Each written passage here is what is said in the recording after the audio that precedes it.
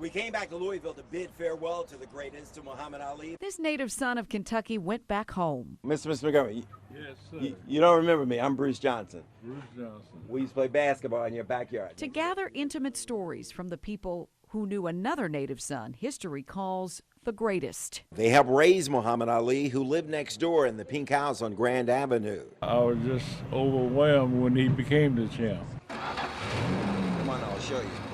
You could say Bruce Johnson is a griot of broadcast journalism, reporting on events impacting people around the world.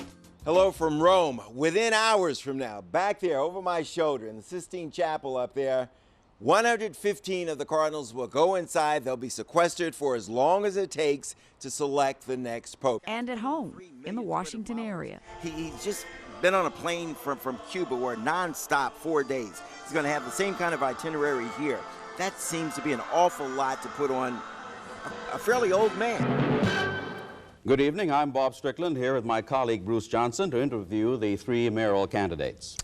Each gentleman will open with a 2-minute opening response and close with a 1-minute summation. He's never hesitated to push the powerful. Okay, no strangers up here. You guys know that I want to get to some of these tough questions. What about a longer school day? No, but it's important. What about a longer school day for everybody? I just proposed $116 million for the 15 budget. To answer to the people they were elected to serve. Why can't we stop the guns from coming into the District of Columbia? We have a neighboring state that basically has a free flow of guns. Senator Reid, Bruce has always had the uncanny ability to break down and analyze the politics of government. When Marion Barry hit town, I mean, this was still a sleepy southern town. When it came time to run for D.C. Council, he didn't run for a ward seat. He wanted to run at large to establish a citywide base because he had his sights on running for mayor eventually, which he did. And there were those times when he pulled back the bureaucratic veil to show you those in authority were no different than you.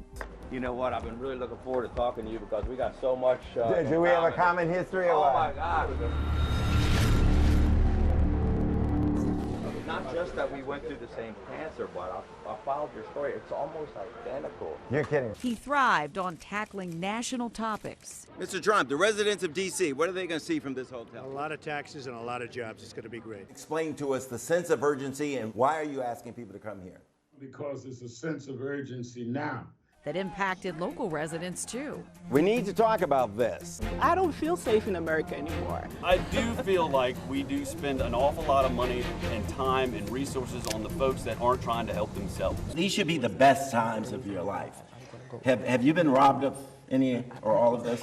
Definitely. Before the shooting, I've never really had to deal with grief. Gayle King is the biggest name at CBS News these days.